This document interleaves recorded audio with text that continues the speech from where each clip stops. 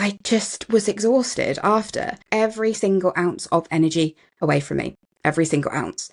And it wasn't my training that I did at the gym that was tiring. And at the end of my shift, it wasn't my shifting that was tiring. I am Rhiannon, and I am the founder and the face behind Not So Typical Fitness, which is all about learning how to prioritise your health in a way that works for you and your brain. So I was late diagnosed with autism and ADHD, and I have been on a health and fitness journey. Part of that journey is qualifying as a personal trainer. Now, just because I am a qualified personal trainer doesn't mean that everything to do with the gym suddenly gets easy. I still struggle with so many things, and that is why I've made this podcast. It is to help people like me learn how to make fitness work for them. Today, I'm going to be talking about executive function or executive dysfunction if you're anything like me. And essentially, this is the ability to complete things that are important that most people find relatively straightforward. So think about it like mental skills that can help you plan, focus attention, remember instructions, and juggle multiple tasks. That is the best or quick explanation of executive function. So, when it comes to me and my own executive function, there are a few ways that this shows up in my life, and they're not all great to talk about, but let's talk about them. This is what we're here for. It's to talk about the real challenges that exist. So when it comes to exercise, training, getting sweaty, for me, something I really struggle with is showering. Showering is hard. It's one of these things where most neurotypical people can just shower. They can get up, they can have a shower, or they can come in from being out for the day and they can jump in the shower. They can hop in the shower. It takes 10 minutes, it's done, and that's it. And they can wash their hair. It's no issue. But for me and many others, showering is quite hard. I find even today, showering is a barrier when it comes to training in the gym. Because let's face it, if we go to the gym, we're going to get hot and sweaty. We're going to need to shower. And sometimes the thing that stops me going to the gym is not the gym itself. It's not the training I'm going to do. I might quite enjoy it, but it's the thought of knowing that I have to shower after. I know. It's just, yeah, it sounds a bit stupid when you say it, that's the barrier. But for me, it is a lot of the time. And it would be very easy just to not shower. Now, I don't let that happen because I know if I don't shower, then I smell and I get more spots, and it's not a good place for me to be mentally. There's usually a very clear relation between my mental well-being and my ability to shower. They are inextricably linked together because when I'm in a good place mentally, I have more energy. I'm able to focus better and I can do the hard things like showering. When I'm mentally not as well, then I don't have the energy to do those things. So here is something that happened the other day. I was going to train at the gym, and I was going to train at the gym. Then I was going to shower at the gym. Now hear me out. Then I had a shift at work at the gym. I didn't have time to come home in between my training in the gym and my shift. So I decided what I would do is shower there. Not a good decision. You might think that the reason it was a mistake is because the shower was dirty or the water was too cold. And you wouldn't necessarily be wrong because, let's face it, gym showers are never the cleanest and the water is never quite the right temperature. But actually what it was for me was this mental exhaustion that came from showering somewhere else. The sensory overwhelm that came when I was in the shower. I'm not somebody who is comfortable touching things. And I mean things like the walls in a shower. Even in my own shower at home, that only me and my partner use, I don't want to touch the walls. It's a thing. I don't want to touch them. And I don't want the bottle of the shampoo to fall on the floor and touch my feet. I'm very touch sensitive, and even though the shower cubicles at my gym are decent size, they were too close for comfort.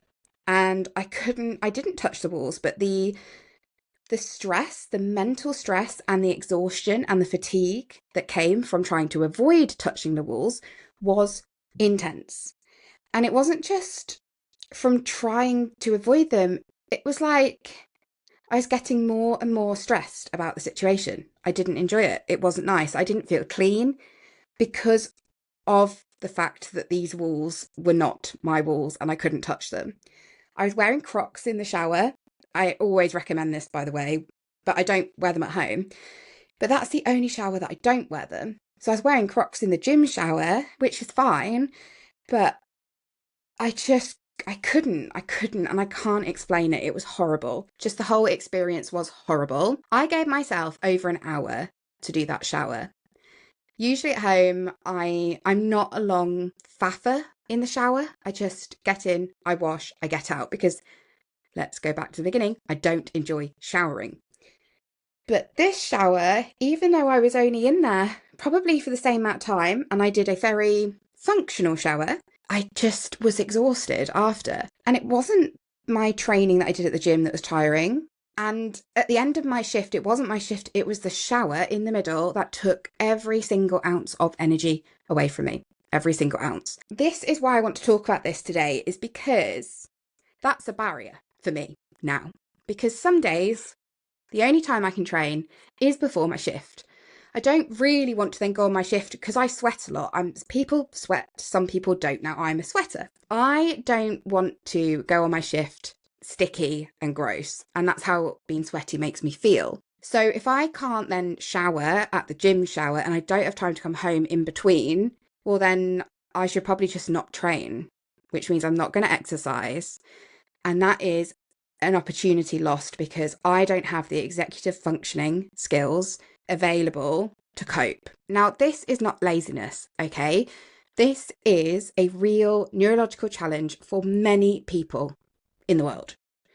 And I don't think this is just people with autism or ADHD, but think about people with chronic fatigue, fibromyalgia, or some condition that zaps their energy away.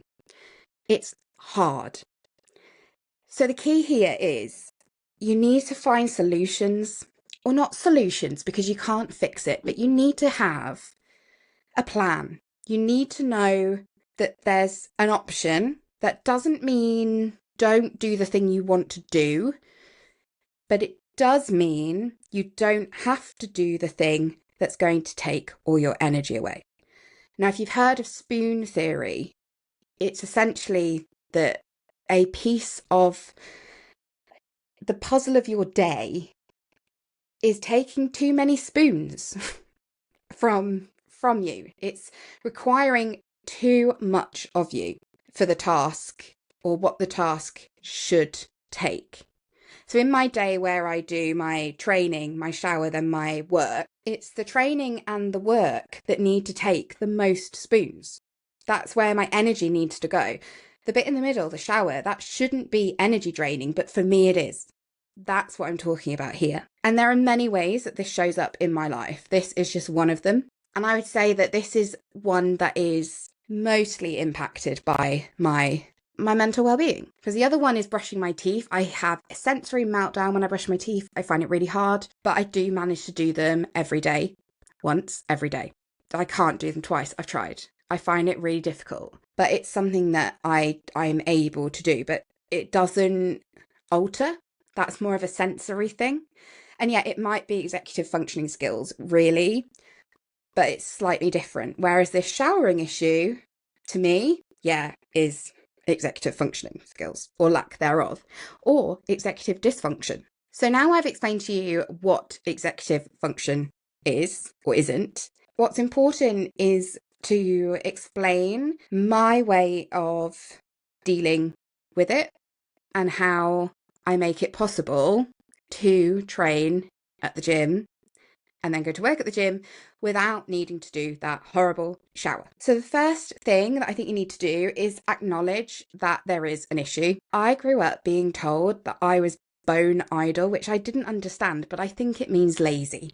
And that's hard because when you are struggling with executive function, it's not laziness, it is a real inability to do it.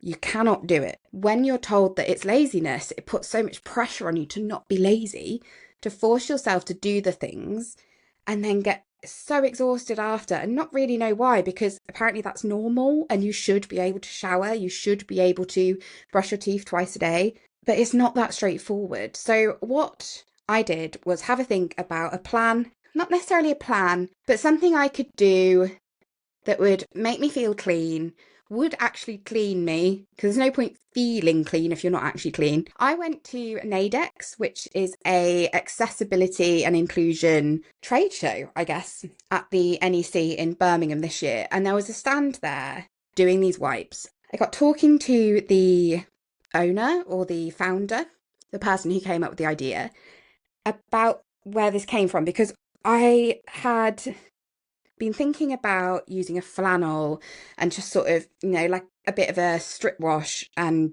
doing the main bits, but that still felt like too much. Didn't really want to be doing that. I'd have to take a flannel and it felt too complicated. And then I saw these wipes and went and had a chat. And actually, it was a really good idea. And they were designed for people who were commuting, would sit on a train for a couple of hours, maybe go on the tube in London and want to freshen up before a meeting or before meeting a client, something like that. But what this person had found is that the market for these were people with disabilities, with mobility restrictions or conditions. I struggle sometimes to get the right words and I don't want to offend people by saying the wrong thing, but anything that meant that somebody couldn't just shower. Now, my autism and ADHD give me these issues with my executive function, so I just can't shower. So I had a chat. I got some of these wipes and okay, I'll be honest, they're not as great as having a shower at home, but they are a hell of a lot better than showering at the gym. And so what I do now is I take these wipes and they are big. They're like about this big. You can't see if you're listening, but if you're watching on YouTube, you'll see. I will make sure to share a photo and put a link in the description here. But basically, they are decent and they're not scented, they're unscented. They don't feel sticky or greasy. It just is, it makes me feel clean. It's great. Now, don't get me wrong, as soon as I come home, I do jump in the shower because I've done a shift at work. For me, they wouldn't be a complete replacement for the shower, although I could see how if somebody did struggle and they wanted independence and they couldn't get in and out of a shower, that they could be a full substitute. I don't need that. What I need is something to help me in the times that I cannot do the thing, like showering in between training and a shift. That's how I navigate, is I will try to make sure there's a plan in place which is going to take away a blocker to me actually doing the gym, to me actually exercising. And when it comes to showering, which is a huge blocker for me, these wipes have made such a difference to me. There are so many other things that could be affected by your executive function. So for other people, this could be forgetting gym clothes. It might be just not knowing when to go to the gym. So like planning skills, essentially. Not being able to plan the night before or in the morning before work, forgetting to pick up your gym clothes. It could be that you're stuck in some inertia and just starting the process feels overwhelming. That is an issue. Sometimes we just are going through the motions of life and we can do that. We can just about get through a day. But the moment we need to step out of that inertia and do something that requires our brains to engage in a way that is disruptive, that's hard. Let's say you've done a day at work. Let's say you work somewhere quiet. Let's say you work in a library. You want to go to the gym after work. You've got time. But what's difficult is that transition in your brain to go from being quiet, and I'm assuming that libraries are still quiet spaces. I go to one, but I don't work there, like work there. But I'm assuming they're still quiet. When you go to a gym, it's loud. People are banging things. It's probably busy if you're going after work, whereas a library is more serene. That can be a really difficult transition for someone's brain or mind to make. And then there is emotional regulation. So then you get into your head about it and you start feeling guilty or you start feeling shame, because it might be that you talk to a friend who doesn't have these issues and they judge you for it. And then you feel more shame. And I think that the key here is that it's hard. It is really hard sometimes. And what's hard for you is going to be different for every person. Unfortunately, there is not a do this and everything gets better. But there are small things that you can do to try and avoid executive function being the thing that stops you doing the exercise or going to the gym. So some strategies that might help you. Here are 5. So number 1 is pre-packing your gym bag. So I have a gym bag packed. Guess what? It's got my wipes in. It lives in the car, because what I do is I will go to the gym in my gym clothes. So I don't need to be changing clothes in and out of the bag. So everything that I know I will need for the gym lives in my gym bag, which lives in the car. So I cannot forget it. Number 2, set yourself super low pressure goals. So rather than thinking you need to get to the gym, you need to go in the gym, you need to train, you need to have a protein shake, you need to have a stretch, you need to sit in a sauna, you need to drive home. Like, why don't we break it down into very small, low pressure steps? So instead of all of that and all of that overwhelm, why don't we think, I just have to go get in the car? That's all you've got to do. When you get in the car, I just have to drive to the gym. When you're at the gym, I just need to go into the gym. Fine, you can do that. It's a small, low pressure step. I just need to go and put my bag in a locker. That's it. That's the step. You see how by breaking it down, you're able to almost accomplish more because it takes this pressure away.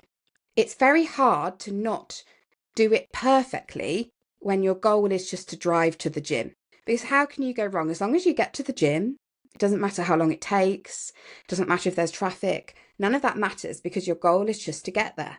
When you build in all those other big things, there's so much that feels like it has to go right and it can't go wrong. And that is pressure that we do not need. This next one, I and ah about. So number 3 is having a routine versus being flexible with time. The reason I and ah over this is probably for another day. But let me say that I love a routine until that routine is no longer a routine, or until that routine goes wrong or something unexpected happens. So what I try and do now is I build in time into my day, essentially for things to go wrong, for things to take longer than I expect.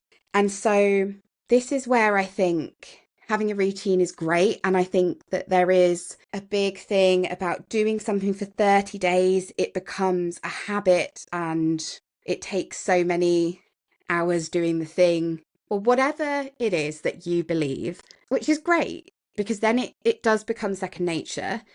So having a routine helps. But then if that routine gets thrown, and maybe you're in your inertia, that can be completely disembobulating. It can just throw you. So why don't you think about building in some flexibility with your timing? So yes, by all means, start a routine, but don't be too dependent on it. Build in extra time. Remind yourself that it's okay if things don't go to plan. Number 4 is having visual cues and reminders. I do use this sometimes to drink because I'm not very good at drinking. And if I am going to forget something, it will be a drink, because what usually happens for me, and this is executive function as well, I will buy myself a lovely water bottle for the gym. I don't like water. I'll only drink squash. So I'll make myself a nice squash for the gym. Then maybe I get sick for a few days and I don't have the energy to go to the gym, which is fine, by the way. What's not so fine is I leave my gym bag and my bottle, my lovely new bottle, in the car. And then it gets hot in the car and then it sits in the car and then I remember that it's there. But by that point it's too late and it sits there and it sits there and I probably take it out of my gym bag, leave it in the car, and then what? Because now I don't have a bottle.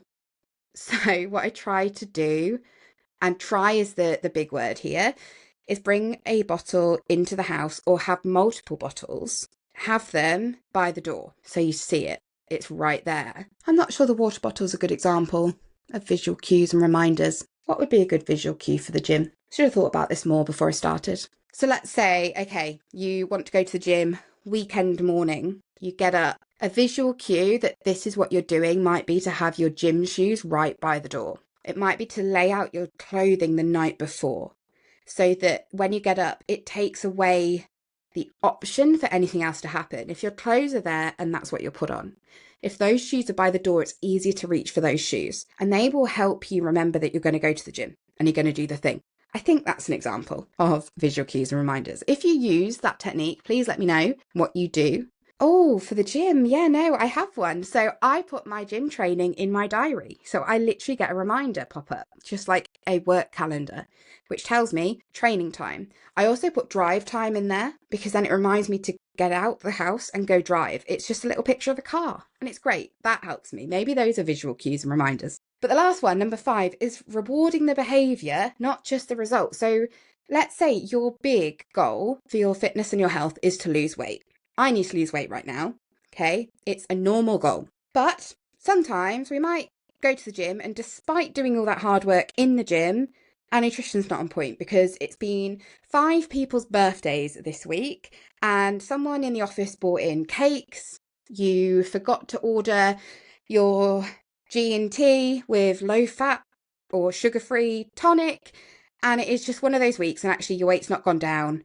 So many people will beat themselves up about it. But actually, the main thing here is that you've gone to the gym, you've done it, it's great. So try and reframe things that it's not about needing to get to A in a perfect fashion, but it's just about getting to that place. Going is what needs to be the success. So you went to the gym 5 times this week.